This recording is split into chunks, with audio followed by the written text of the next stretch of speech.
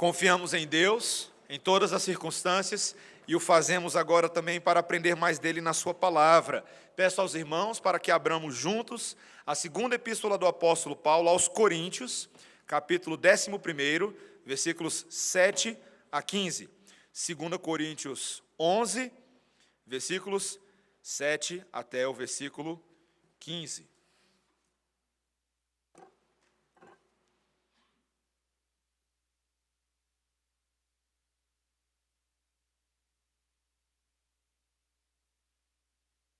A sábia e muito grandiosa palavra do Senhor, nesta noite, nos revela a vontade do Senhor com as seguintes palavras, a partir do versículo 7. Cometi eu, porventura, algum pecado pelo fato de viver humildemente, para que fosseis vós exaltados, visto que gratuitamente vos anunciei o Evangelho de Deus? Despojei outras igrejas, recebendo salário, para vos poder servir. E estando entre vós, ao passar privações, não me fiz pesado a ninguém. Pois os irmãos, quando vieram da Macedônia, supriram o que me faltava. E em tudo me guardei e me guardarei de vos ser pesado. A verdade de Cristo está em mim. Por isso não me será tirada esta glória nas regiões da Acaia. Por que razão? É porque não vos amo? Deus o sabe. Mas o que faço e farei é para cortar ocasião àqueles que a buscam com o intuito de serem considerados iguais a nós, naquilo em que se gloriam. Porque os tais são falsos apóstolos, obreiros fraudulentos, transformando-se em apóstolos de Cristo. E não é de admirar, porque o próprio Satanás se transforma em anjo de luz. Não é muito, pois, que os seus próprios ministros se transformem em ministros de justiça, e o fim deles será conforme as suas obras. Essa é a palavra do Senhor, vamos orar. Santo Deus, carecemos tanto, Senhor, neste momento da Tua bendita iluminação. Pedimos ao Espírito Santo de Deus que faça exatamente aquilo que Ele se propõe a fazer, abrir os olhos do nosso entendimento, do nosso coração, para entender a lógica, compreender a verdade e o amor de Deus revelados por nós na Tua palavra. Faça isso, Senhor, é o que pedimos em nome de Jesus. Amém. Meus irmãos, ficar com vergonha por algo na vida, ou vergonha alheia, é uma experiência comum a absolutamente todo o ser humano na vida. Existem muitas convenções sociais e muitas formas da gente quebrar convenções sociais, que é geralmente o que nos torna envergonhados. Quando você comete aquela gafe em público, eu não preciso ilustrar, você sabe do que eu estou falando, está falando aí no seu coração. Quando nós falamos algo inapropriado ou algo fora de hora, quando você veste aquela roupa maravilhosa que você achava que estava combinando e estava boa, e você chegou no ambiente, e você vê que aquela roupa não combina nem com a etiqueta do ambiente, e muito menos com as cores do ambiente. Estava vendo algumas fotos que meus pais me vestiam quando eu era criança. Meus irmãos, as roupas que eu colocava não combinavam com nada, meus irmãos. É vergonha de ver as fotos. Pai, mãe, fica tranquilo, está perdoado. Muita coisa causa vergonha para a gente. Se o seu time perde de 3-0 numa bela tarde de domingo para um grande campeão brasileiro, isso é vergonhoso. Eu não assisti, mas vibrei quando fiquei sabendo o que aconteceu. A gente sente vergonha até de coisas legítimas, não é mesmo? Andar com a Bíblia debaixo do braço. Eu lembro quando a gente falava sobre essa ideia do crente com a Bíblia no braço, e os que se envergonhavam de falar da palavra de Deus e de falar publicamente de que eles eram crentes, vergonha de assumir um compromisso sério com aquela moça ou com aquele rapaz. Esse tipo de coisa pode acontecer, meus irmãos. Mas, sem sombra de dúvidas, o causador número 1 de vergonha em nós é o nosso próprio pecado. Não há dúvidas, meus irmãos, quando a nossa inadequação não se dá em relação às etiquetas sociais, às convenções públicas, mas em relação à santidade do nosso próprio Deus. Frequentemente, o nosso pecado nos envergonha. E muitas vezes a vergonha a gente joga para baixo do tapete ou do travesseiro, a gente tenta lidar com ela, mas assim como existe um promotor de vergonha, que é o pecado, existe um atiçador de vergonha, que é Satanás. Ele é especialista nisso. Ele é especialista em mostrar o quanto nós não somos santos e o quanto nós nos rebelamos e transgredimos a lei de Deus. E essa vergonha que temos atiçada por Satanás por tantas vezes na vida é capaz de nos paralisar em nossa caminhada cristã. Eu não sei se você já passou por isso antes, uma espécie de paralisia diante do seu pecado, a completa, talvez, incredulidade em relação ao sucesso sobre as trevas, que te faz até pensar que você não é crente de vez em quando. Eu não sei se você já passou por isso, eu já passei por isso em momentos da minha vida. Meus irmãos, esse texto que nós estamos lendo hoje, talvez você não tenha ainda percebido apenas na leitura, mas esse é um texto em que o apóstolo Paulo quer nos ensinar uma coisa muito interessante na vida cristã. Ele quer nos ensinar um processo de inversão com relação à vergonha. Em vez de nós sermos aqueles que constantemente são envergonhados pelo pecado, ele quer nos ensinar a causar vergonha nas trevas. É bem interessante isso. Ele quer nos ensinar a caminhar de tal forma com Cristo e em confiança na sua palavra, que o processo muda. E nós não precisamos mais nos esconder, porque encontramos em Cristo uma nova identidade que nos liberta de qualquer vergonha e qualquer escravidão que o pecado poderia nos subjugar. Isso não parece assim tão próximo a nós, mas Paulo mostra por meio da vivência dele com os coríntios aqui, que isso é possível. Isso é possível. E existem três cenas nesse texto que vão mostrar esse caminho para a gente, dentro do estudo de caso do apóstolo Paulo. Primeiro, ele vai mostrar um tipo de coisa que pode causar vergonha na vida da igreja, que é a pregação motivada por motivos financeiros. Segundo lugar, ele vai mostrar nisso como que Satanás se disfarça de forma atraente para nos enganar. E em terceiro lugar, como alcançar o testemunho que envergonha as trevas. Então, a causa da vergonha, essa motivação financeira, o disfarce ludibriante de Satanás e o testemunho que envergonha as trevas. É isso que nós vamos ver. Primeiro, essa motivação não financeira da pregação que nós temos que pensar. No contexto que o apóstolo Paulo está escrevendo aos coríntios e também escrevendo a nós, desde o início desse capítulo 11, ele deseja que nós não sejamos desviados da nossa devoção a Cristo, ao Evangelho do Senhor Jesus Cristo, mas que, pelo contrário, a gente esteja sempre alerta e confiante na palavra. Como um pai, o apóstolo Paulo se descreve no início deste capítulo, que está conduzindo a sua noiva, uma virgem pura, ao casamento com Jesus, um só esposo, que é Cristo. Paulo está zelando por essa igreja, está buscando mostrar as armadilhas, como Satanás opera. E agora ele passa a lidar com mais uma crítica dos seus opositores e vai ensinar a igreja como responder às críticas. Uma crítica contra o seu ministério no versículo 7. Cometi eu, porventura, veja aí comigo, versículo 7, algum pecado pelo fato de viver humildemente, para que fosseis vós exaltados, visto que gratuitamente vos anunciei o Evangelho de Deus. A crítica aqui, meus irmãos, é que Paulo havia adotado uma atitude de não aceitar doações da igreja de Corinto. Ele não estava recebendo nenhuma remuneração financeira dos seus ouvintes. E ao tomar essa atitude, que talvez alguém poderia pensar que é louvável, a igreja foi dura com Paulo e levantou o que parecem ser pelo menos duas críticas principais. E ficam aqui claras quando ele diz isso. Veja quando ele diz, cometi eu porventura algum pecado pelo fato de viver humildemente, para que vós fosseis exaltados. O que era o viver humilde de Paulo? Você tem que lembrar que quando Paulo começou essa primeira estadia em Corinto, ele não chegou exatamente como Paulo o apóstolo, mas ele chegou como Paulo o fabricante de tendas, o fazedor de tendas. Esse era o ofício que ele realizava todo dia. E um ofício, nesse caso, um tanto humilhante para os gregos, para os gentios, porque eles consideravam degradante que um filósofo ou um professor itinerante se engajasse em trabalhos manuais que eram delegados para outros tipos de serventes. E Paulo estava aqui suprindo as necessidades dele, literalmente costurando tenda, fazendo o comércio de tenda, era isso que ele fazia. Para eles isso estaria abaixo da dignidade, principalmente de alguém que se dizia um apóstolo da parte de Deus. Sem dúvida, Paulo estava ciente disso, e ele pergunta, até com um exagero um pouco irônico, se ele cometeu algum pecado por se humilhar tanto, porque ele pregou o evangelho de Deus sem custo para eles.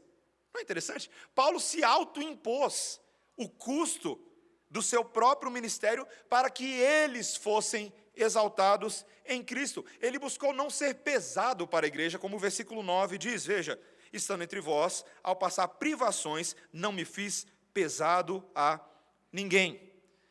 A segunda crítica é porque isso talvez pareceria contraditório, porque Paulo decidiu receber, sim, ofertas dos macedônios, e não dos coríntios, como ele confirma aí no versículo 9, na segunda parte. Quando vieram da Macedônia, supriram o que me faltava, e em tudo me guardei e me guardarei de você pesado.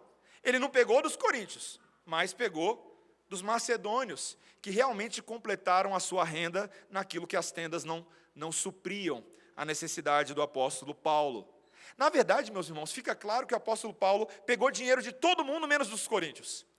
Ele mostra isso no versículo 8, olha o versículo 8. Despojei outras igrejas, recebendo salário para vos poder servir. Que atitude estranha, né? Inclusive o uso da palavra despojei aqui, esse grego silau, é o grego roubar. Forte, né? Na verdade, era a palavra utilizada num contexto militar, quando um país se engajava em guerra com outro país, e aí eles iam pegar a pilhagem, os despojos, estava lá o corpo do soldado morto no chão, a armadura, aí você vai lá e pega a armadura dele, pega o que está no bolso dele, e você pegar os despojos.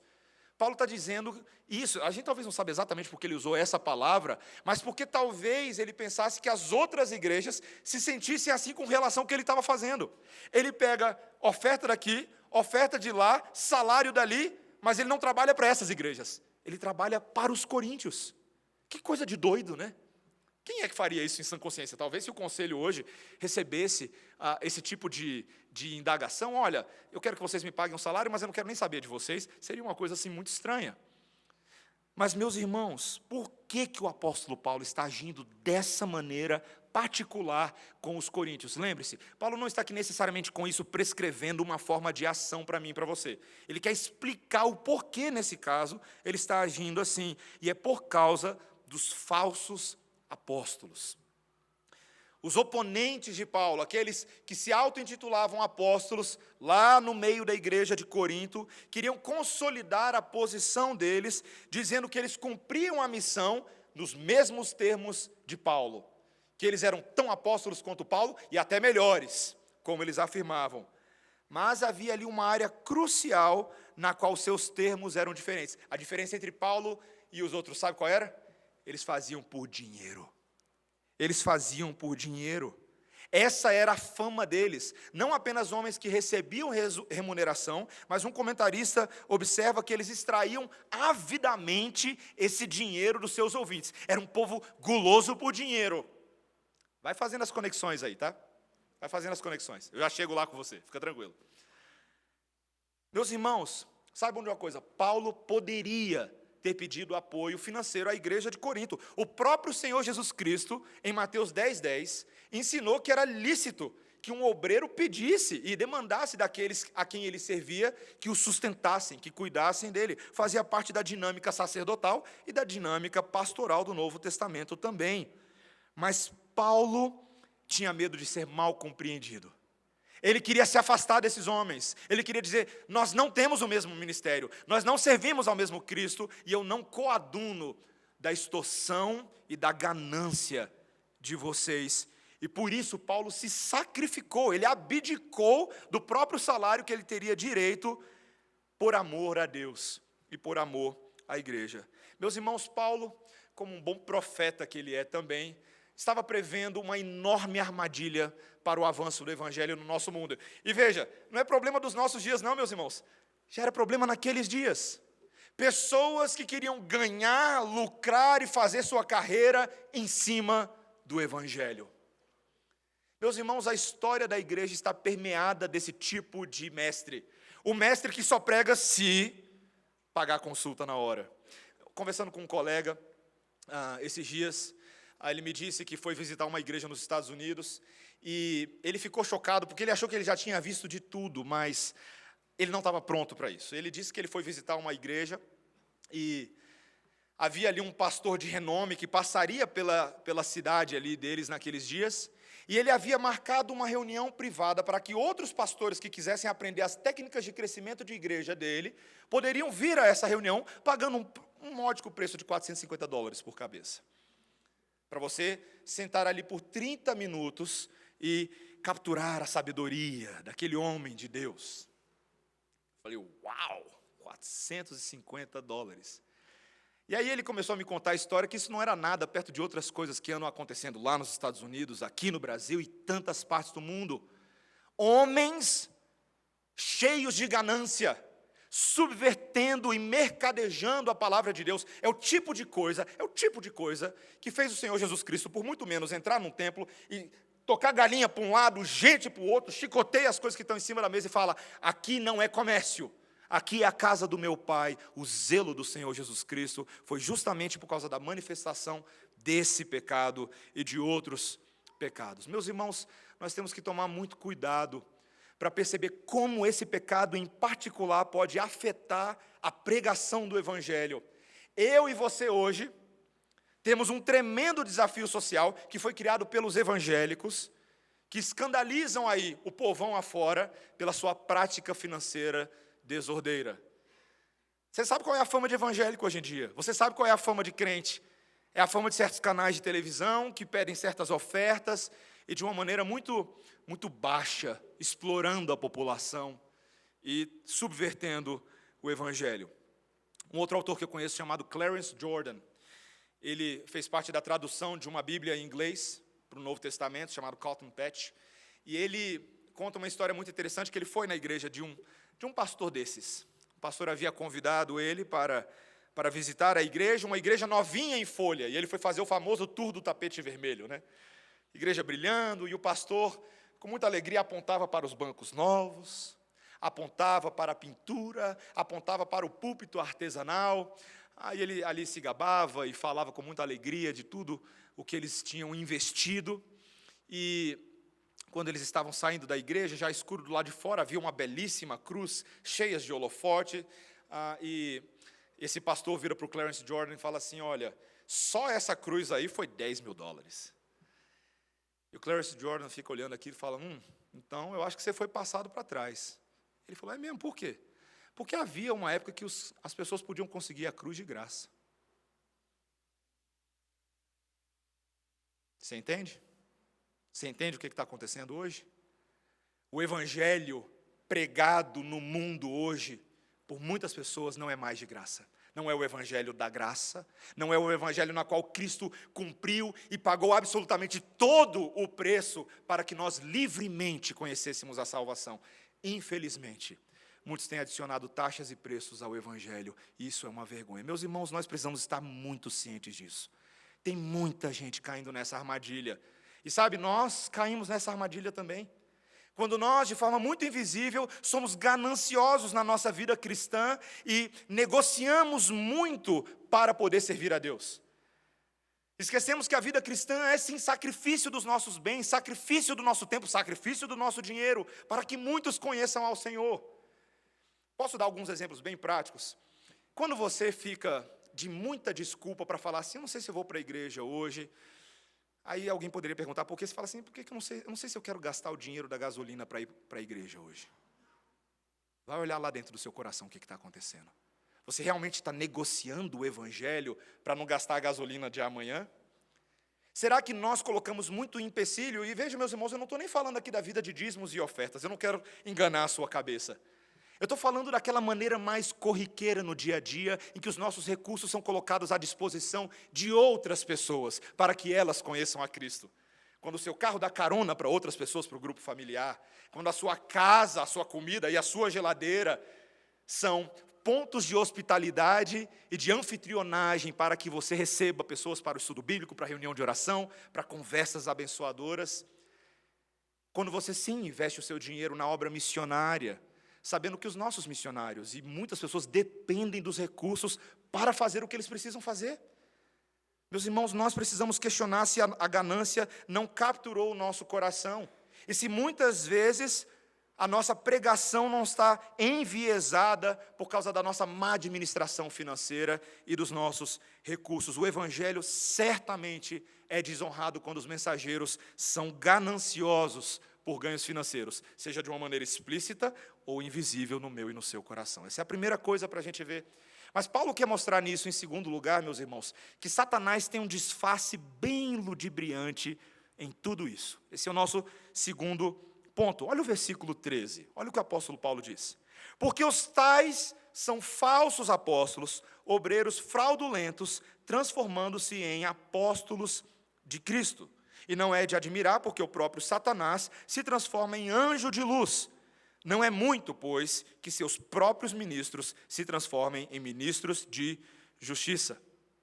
Paulo deixa de lado, por um segundo, a ironia, a defesa pessoal, as explicações das suas decisões financeiras, e ele parte para o ataque, meus irmãos. Ele vai para a briga, para a pancadaria.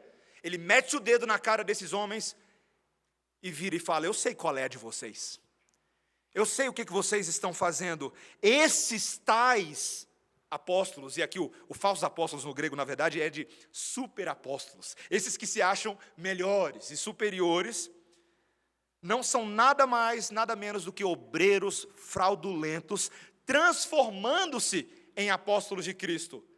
Eles, na verdade, não são, eles são impostores, agentes de Satanás, que se fazem passar por apóstolos de Cristo. Meus irmãos, é um tanto assustador pensar na ideia de que alguma pessoa que se diga representante de Deus, na verdade, é um representante das trevas. Não é verdade? Isso deveria deixar qualquer um de nós de cabelo de pé. E Paulo, curiosamente, meus irmãos, ele não fica tão chocado com essa informação, porque ele diz que esse é o próprio padrão de Satanás. Olha o versículo 14 de novo. E não é de admirar, porque o próprio Satanás se transforma em anjo de luz. Esse é um versículo que tem deixado muita gente com dúvida ao longo da história da igreja. O que significa dizer que Satanás se transforma num anjo de luz? Os comentaristas se dividem com relação a isso aqui. Alguns apontam para aquela ideia de que quando a serpente aparece para Eva, e você lembra que Satanás, a serpente no jardim do Éden, ele já era ali Satanás caído. Ele foi um anjo de luz, mas ele caiu no seu próprio pecado. Mas ele tenta oferecer para Eva uma espécie de luz. Ao oferecer o fruto, ao oferecer uma solução para o problema dela, alguns comentaristas acham que é isso que ele está dizendo.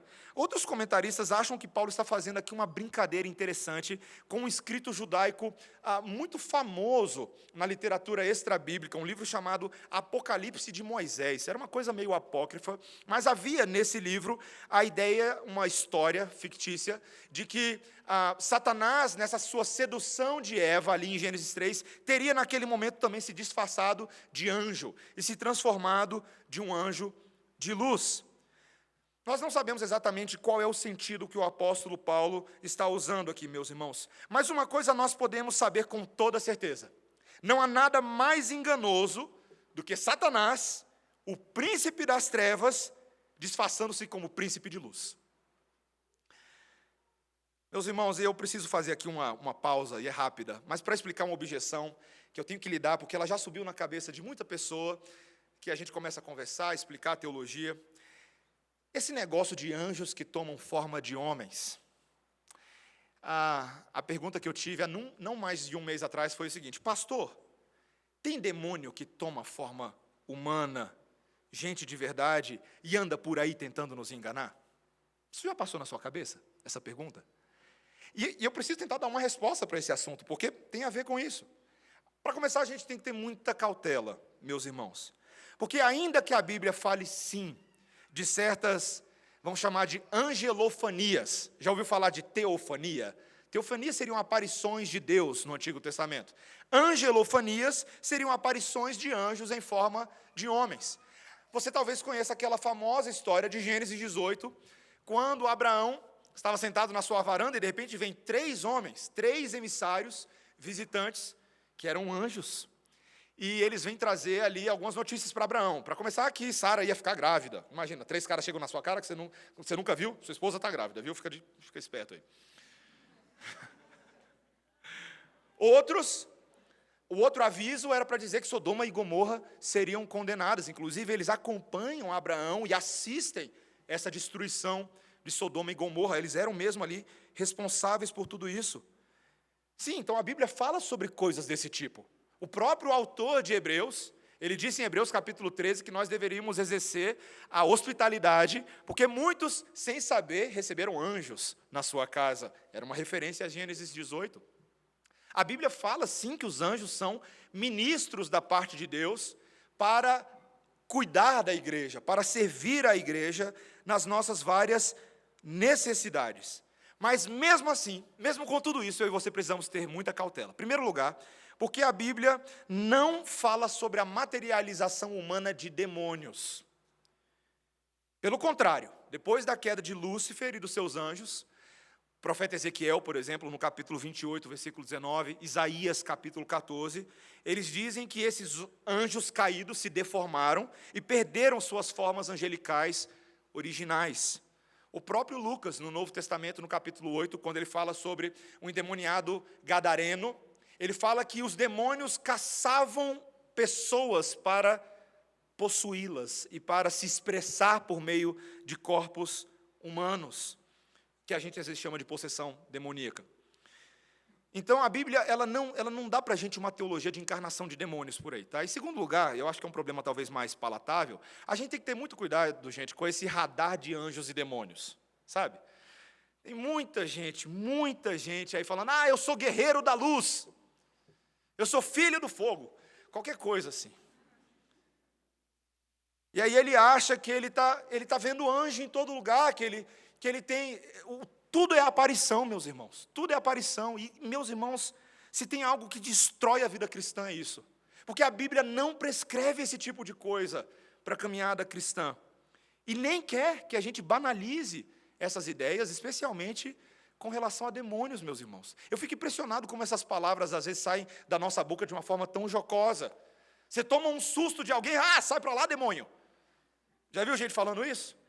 As crianças fazendo bagunça na casa, a pessoa fala, são meus pequenos demônios. Não, gente, deixa eu falar uma coisa com vocês. Não chame seus filhos de pequenos demônios. Eles não são. Isso é muito sério, meus irmãos. Cuidado. Deus leva a sério esse tipo de coisa. Você está maldizendo e quebrando o 3º mandamento. Não tomarás o nome do Senhor teu Deus em vão, significa fazer um uso santo de toda a linguagem.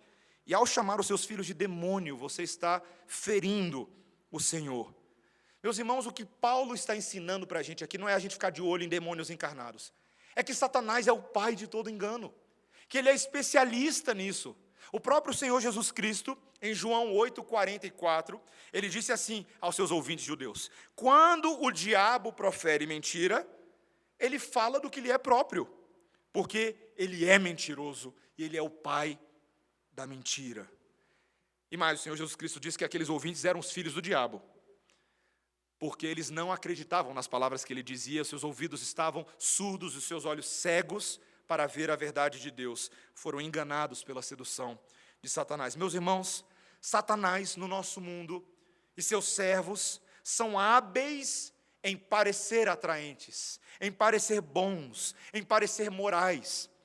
Hoje eu estava conversando com algumas pessoas sobre como nos movimentos de minoria no Brasil, e os movimentos de defesa de gênero, os movimentos em favor do aborto, todo mundo que participa dessas coisas parece tão moral, parece tão bom, parecem legitimar como se eles estivessem fazendo um grande serviço à humanidade, quando, sem perceberem, estão sendo manipulados por Satanás.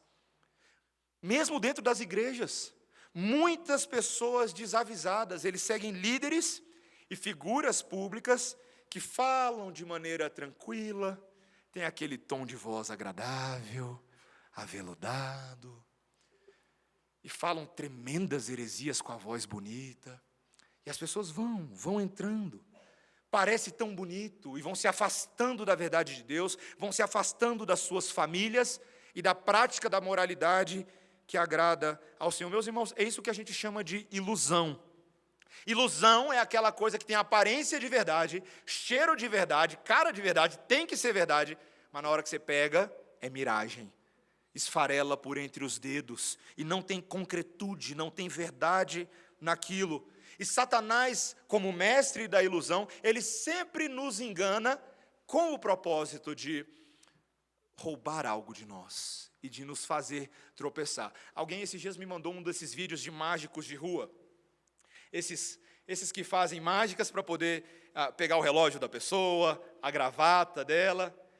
E eu achei tão interessante o vídeo, eu fiquei só observando e virou ilustração do sermão, né? É muito interessante, a técnica dele, ele usa as palavras para direcionar os olhos da pessoa para algum gesto ou trejeito que ele está fazendo com a mão, onde supostamente vai acontecer o truque. Ele está lá, falando alguma coisa. Mas o verdadeiro truque, a verdadeira mágica, acontece na outra mão, que secretamente vem e pega a carteira da pessoa desavisada. Aí ele vai lá e tira a carteira da pessoa da orelha, ou alguma coisa assim. Meus irmãos, Satanás faz exatamente isso. Satanás, meus irmãos, ele geralmente, eu quero explicar para vocês como é que funciona a mágica de Satanás. Geralmente, ele começa com uma premissa ou uma prática que é claramente o oposto daquilo que Deus quer. Tá? Então, por exemplo, pegar algo que não é seu, se passar por outra pessoa, trair a lealdade de alguém com um flerte ou um caso, alguma coisa assim. E aí, de repente, no meio do truque, Satanás dá uma guinada com uma nova premissa, para que pareça que, na verdade, você tem o apoio de Deus para cometer aquelas ações mais inimagináveis possíveis. Então, eu vou dar um exemplo para você, um exemplo bem prático, tá, da mágica de Satanás. A premissa que ele levanta é a seguinte: Deus quer que você seja feliz. Aí, você começa a pensar assim, então, por que eu não posso ter as coisas boas que todo mundo tem, se Deus quer que eu seja feliz? Então eu vou gastar e consumir compulsivamente, porque é meu direito. Eu vou pegar alguma coisa que não é minha, mas porque eu também sou filho de Deus. Porque eu vou viver uma vida pobre, eu vou ser pobre de mais eu não. Também sou filho de Deus, eu tenho direito. Por que só eu tenho que ficar num casamento com essa pessoa? Estou aqui todo infeliz, essa pessoa me fere, quando todo mundo está feliz. Todo mundo está feliz, está feliz. Sabe o que a gente pensa? Não, eu vou seguir o meu caminho e eu vou liberar o meu cônjuge para que ele também encontre a sua felicidade. Tão generoso, né, gente? Tão generoso, tão bonito.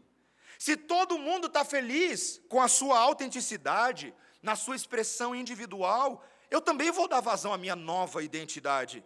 Algo que me dê sentido, algo que me dê significado. Eu preciso me reinventar. Eu preciso me encontrar. E para isso eu preciso me desfazer de qualquer convenção retrógrada, de qualquer tradição que não vai colaborar para meu encontro comigo mesmo. Gente, soa tão bonito. Mas o caminho, quando a pessoa chega nesse ponto, ela já perdeu muita coisa, não é verdade? Ela já se rebelou contra a palavra de Deus. Ela já se rebelou contra a família dela. Ela já se rebelou contra o cônjuge dela. Ela já se rebelou contra a igreja. Já se rebelou contra tudo e contra todos. Ela queria tudo e ficou sem nada. Ganhou o mundo e perdeu a sua alma. Meus irmãos, até os amigos do filho pródigo abandonaram ele quando a fantasia acabou. Não foi verdade? E assim como o filho pródigo, a alma de quem é engambelado por Satanás termina num chiqueiro da alma. E nós lamentando tudo aquilo que perdemos. Meus irmãos, essa é a especialidade de Satanás. Igreja do Senhor, por favor, não nos deixemos enganar por aparências externas. Não deixemos. Veja bem, somente as nossas impressões com relação a um assunto não são um indicador preciso de quem é ou quem não é um verdadeiro seguidor de Cristo, do que é ou não é verdade. E nós precisamos fazer algumas perguntas, como o diácono Léo ensinou hoje pela manhã na escola dominical. Tem algumas perguntas que você tem que fazer para testar a verdade daquilo, se há engano, se procede de Deus. A primeira coisa que você precisa perguntar para qualquer pessoa ou coisa é se aquelas coisas confirmam as Escrituras Sagradas, estão alinhadas com a vontade de Deus. Esse é o padrão de Atos 17:11. Quando os crentes de Bereia conferem na palavra de Deus aquilo que Paulo estava falando. E olha que Paulo era apóstolo de verdade, viu? Garantido. Você sempre testa se aquela ideia ou aquele professor afirma e confirma que Jesus Cristo é o único Filho de Deus, o caminho, a verdade e a vida, e que Ele veio ao mundo como Deus e homem para salvar os homens dos pecados dele. O Evangelho é um teste de genuinidade. O estilo de vida daquela pessoa que lhe fala tantas coisas é consistente com a moralidade bíblica dela? Aquilo que ele diz é o que ele pratica, ou ele adora dizer coisas para os outros fazerem, mas ele mesmo na sua vida privada só está aguardando um momento para explodir num escândalo ou alguma coisa assim. Meus irmãos, nós precisamos fazer testes de verdade. Um que eu não botei aqui, mas os nossos próprios irmãos nos ajudam a fazer esses testes. Eu e você precisamos desesperadamente de gente mais sábia que a gente do nosso lado, sabia? Está na hora de você começar a reavaliar os amigos que você tem. Você só está cercado de tolos ou você está cercado de gente sábia? Gente que te põe no eixo. Gente que fala, ó, o diabo ali, ó. Ó, não é gente que está vendo o anjo, tá? Mas é gente que está vendo a estratégia acontecendo. Olha o caminho da perdição, olha o que a palavra de Deus diz em Timóteo, em Provérbios, em Gênesis. Gente, como é bom estar cercado de gente que nos livra do caminho de Satanás. Gente que sabe que você está pulando no precipício e ela, vem cá, miserável, volta aqui. Você precisa de gente assim na sua vida. E detalhe, você precisa ser assim na vida de outras pessoas. Tem muita gente aí, ó, no lacinho de Satanás. Precisamos livrar essas pessoas. O autor de Provérbios disse, bem-aventurado é aquele que livra os outros da morte e os salva. Esse é o sentido. Meus irmãos, é assim que nós encerramos esse texto, o nosso último ponto. Paulo quer ensinar para a gente o padrão para envergonhar as trevas. Veja o que ele diz no versículo 10. A verdade de Cristo está em mim. Por que razão? É porque não vos amo? Versículo 11. Deus o sabe. Mas o que faço e farei é para cortar ocasião àqueles que buscam com o intuito de serem considerados iguais a nós, naquilo em que se gloriam. Meus irmãos, Paulo entende que em tudo isso que ele está falando, há mais do que uma lição de moral sobre como ele é humilde com o dinheiro, mais do que apenas denunciar quem são os falsos apóstolos. Paulo sabe que o que está em jogo é o testemunho da verdade. Tudo isso que nós estamos falando é sobre isso, sobre o testemunho da verdade.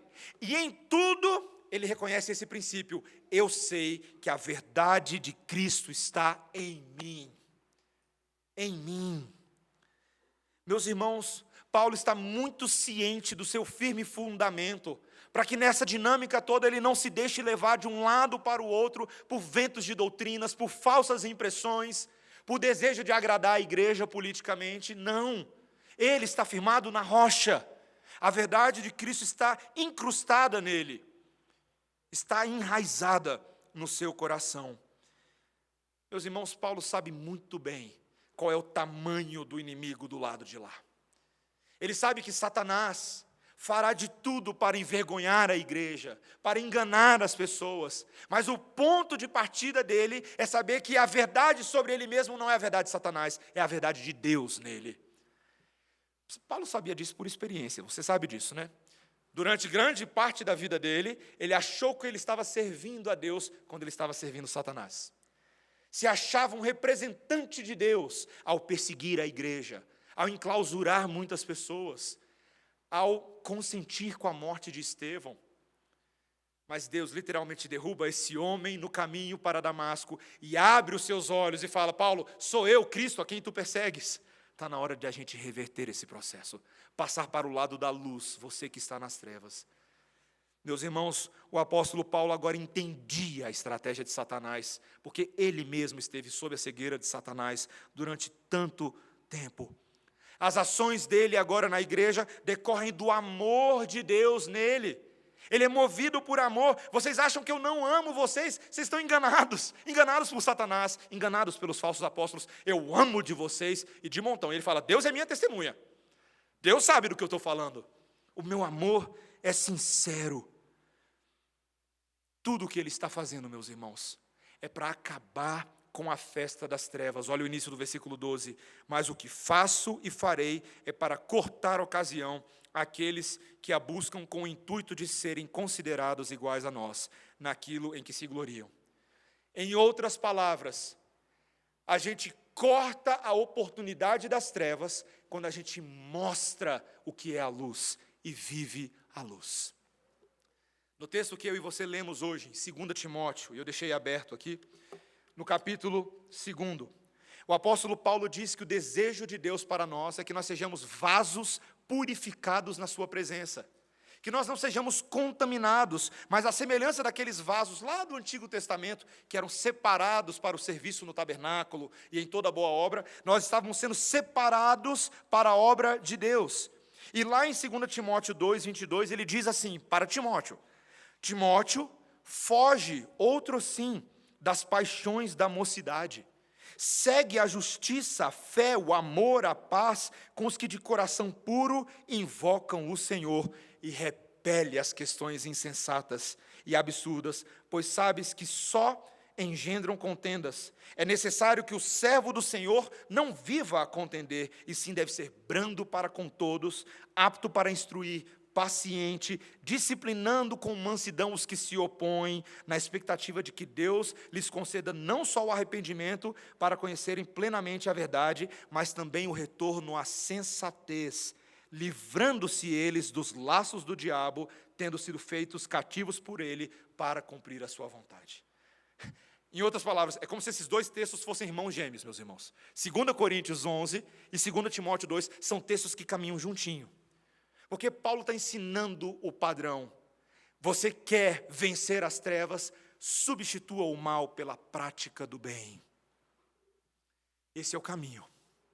Cada um de nós, nessa noite, eu, vocês, nós estamos sendo chamados para substituir o mal pela prática do bem, e assim envergonhar as trevas, meus irmãos.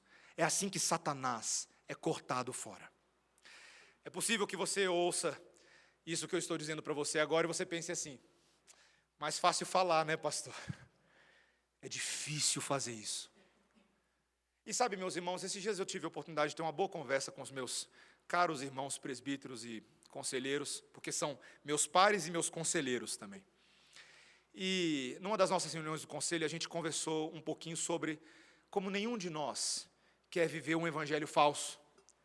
A gente quer viver um evangelho verdadeiro, nós queremos modelar para a igreja o que significa seguir a Cristo, mas isso só começa, meus irmãos, quando a gente reconhece que a batalha é grande. Quando a gente reconhece que tudo isso que a palavra de Deus está pedindo para você fazer, você não dá conta de fazer. Que não é natural para a gente. Pelo contrário, né? Se tem uma coisa que a gente é especialista em fazer, é envergonhar a nós mesmos e aos outros. Meus irmãos, como pastor da igreja, me dói falar isso, mas a minha esposa, que conhece o homem do púlpito e o homem de casa, sabe que muitas vezes eu sou motivo de vergonha.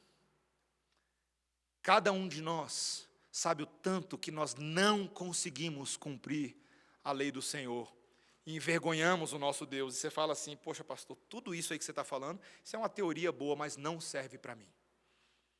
Meus irmãos, de fato, a gente não dá conta. E o Senhor Jesus Cristo sabia disso. Ele não chamou homens e mulheres perfeitos, bons, maravilhosos. Pelo contrário, o Senhor Jesus Cristo, na sua criatividade, Ele decidiu remover a nossa vergonha ao trilhar Ele o caminho da vergonha. Ninguém, meus irmãos, na vida quer sofrer vergonha de graça. Ninguém. Todos nós queremos evitar a vergonha. Mas o Senhor Jesus Cristo abraçou a vergonha. Quando Ele veio ao mundo e viveu entre os homens e caminhou entre nós, e nós vimos a sua glória como do unigênito do Pai, cheio de graça e de verdade, Ele decidiu tomar sobre si a nossa vergonha, a nossa ignomínia, e Ele se fez maldito em nosso lugar. Aquele que não tinha pecado se fez pecado por nós. Talvez você não consiga dimensionar o quão vergonhoso é se permitir ser chamado de glutão, beberrão, caluniador, rebelde contra o Império Romano. Talvez você não consiga imaginar, meus irmãos, o que representa a morte de cruz para um cidadão romano ou para um cidadão judeu. Era a coisa mais vergonhosa. Imagina a coisa mais vergonhosa que você poderia passar na sua vida. Ficar pelado em público. Isso era pior. Você ser descoberto fazendo alguma coisa errada, isso era pior. Pensa naquela coisa mais vergonhosa que você já passou na sua vida. Não se compara a ser inocente e se permitir ser chamado de criminoso. E ser tratado como tal. E ser chicoteado como tal. E colocarem uma coroa de espinhos na sua cabeça como tal. E falarem o que quiserem de você, e você engolir em seco. E quando te perguntam, você é o rei dos judeus? Você vai como um cordeiro mudo para o matadouro. Porque era necessário que essa vergonha acontecesse. Você quer falar de vergonha, meu irmão e minha irmã? Ninguém sofreu tanta vergonha como o Senhor Jesus. Ninguém. Mas Ele sofreu essa vergonha para os que viviam debaixo da vergonha do pecado fossem libertos. Porque a vergonha da cruz não sobrepujou a vitória da cruz. O Senhor Jesus Cristo, envergonhado no primeiro dia, ressuscitou como rei ao terceiro dia. Saiu daquele sepulcro com seus próprios pés, com um corpo não vergonhoso, um corpo glorificado, com uma reputação sobre toda a morte e sobre toda calúnia. E Ele agora, nesse momento, meus irmãos, Ele não aceita mais nenhuma vergonha. Ele é rei e reina poderosamente. Meus irmãos, o Senhor Jesus Cristo fez isso para que nós conhecêssemos o caminho da libertação da vergonha. O seu pecado e o meu pecado tende a acabar com a gente, mas o Senhor Jesus Cristo acaba com o nosso pecado. E Ele nos ensina a dominar o pecado e não sermos mais dominados por aquele que nos escravizou. Se você está em Cristo, você é livre do poder eterno do pecado. Você não está mais debaixo do jugo de Faraó, esse chifrudo. Você está debaixo do jugo de Jesus. E nesse jugo, que é a algema, como Paulo falava, há liberdade, há poder, há graça, há amor, misericórdia, perdão, dia após dia sendo renovado sobre a sua cabeça, para que os pecados residuais e habituais deem lugar a uma nova identidade em Cristo Jesus. Você pode conhecer algo diferente do que só pecado, pecado, pecado. Meus irmãos, quantos de nós, mesmo crentes, estamos escravizados pelo pecado, mas nós queremos, não como nenhum ato místico ou profético nessa noite, mas nós queremos afirmar aquilo que a palavra diz. É possível vencer o pecado, meus irmãos. É possível vencer o pecado. Porque o Senhor Jesus Cristo tem ensinado esse caminho para cada um de nós. O Senhor Jesus Cristo tem nos ensinado a sermos como aqueles treinadores de animais ferozes. Você já viu treinador de animal feroz? Treinador de leão, aquele que vai lá, sabe, quando você está no circo. Qual foi a última vez que você foi no circo na sua vida? Aquele maluco que entra na jaula com o leão, com o urso, com o tigre de bengala. Você já viu como é que o treinador faz? O treinador não tira os olhos do monstro. Já percebeu? O treinador não vira as costas. Ele não brinca em serviço. Ele está o tempo inteiro disciplinado, porque ele sabe que a fera é grande. O Senhor Jesus Cristo está nos ensinando como igreja a sermos santos treinadores de Jesus. Nesse circo da vida, meus irmãos, compete a você aprender como dominar o pecado, fortalecer-se, treinar o seu ser, treinar o seu coração, treinar a sua mente, ler a palavra, fazer jejum, orar, conversar com os irmãos, participar de estudo bíblico, ler aquele livro que você ainda não leu, mas você tem que ler aquele livro porque é bom para a sua vida, comer o alimento bom, parar de perder tempo de assistir coisas que você não precisa assistir, parar de comer comida em lugar que você não precisa comer, substituir os maus hábitos pelos bons hábitos, porque Jesus quer te ensinar a vencer o pecado. E ao fazer isso, meus irmãos, ao olhar para trás, perceber como as trevas têm sido envergonhadas nesse processo. O Senhor Jesus Cristo quer que a gente inverta a ordem da vergonha. Ele quer que a gente inverta. Ele quer que você, corajosamente, em Cristo Jesus, seja motivo não das risadas de Satanás, mas do medo de Satanás. Opa, lá vem fulano de tal, é encrenca para o nosso lado. Ah, meus irmãos, como é bom causar encrenca no encrencador, né? Como é bom. Nós estamos sendo chamados a perder a nossa vergonha e sermos sem vergonha. Sem vergonha. Para a glória de Deus. Para que Cristo se manifeste e outros conheçam o caminho da libertação através de você. A oração que eu tenho que fazer por você e você tem que fazer por mim, sabe qual é? Senhor, ajuda a gente a pecar menos. Senhor, ajuda a gente a vencer o pecado. E carregar os fardos uns dos outros, para que não vivamos sob vergonha, mas sob o poder daquele que nos liberta. Amém? Vamos orar, irmãos. Senhor Deus, tanta coisa nessa vida pode causar vergonha, mas nós, nesta noite, não nos envergonhamos do Evangelho, porque é o poder de Deus para a salvação de todo aquele que crê. Obrigado, Senhor, porque essa maravilhosa verdade que o apóstolo Paulo nos trouxe, é a verdade que caracteriza todo o teu povo e toda a tua igreja ao longo de toda a história. O justo viverá pela fé. Esse é o aprendizado de Martim Lutero, de João Calvino. É o aprendizado dos apóstolos e dos profetas, dos grandes e dos pequenos, de homens e mulheres, de livres e escravos. Senhor, é o aprendizado que cada um de nós pode ter nessa noite. Queremos viver pela fé no Senhor Jesus Cristo, substituindo os maus hábitos pelos bons hábitos, Senhor. Ajuda-nos. Não é fácil vencer essa vergonha no nosso esforço, mas te rogamos que nos forme a Cristo e nos dê a cruz, para que através dela obtenhamos poder, recurso, graça, para vencer cada um dos problemas da carne. Senhor, obrigado porque o Senhor não desiste de nós. Obrigado porque o fim daqueles que se voltam contra o Senhor é a vergonha deles mesmos. Satanás será envergonhado. Todos os seus falsos obreiros e falsos profetas serão envergonhados. O fim deles é a perdição, o nosso fim é a salvação, Senhor. Ajuda-nos a crer e viver com base nesta esperança. É o que nós pedimos em nome de Jesus. Amém.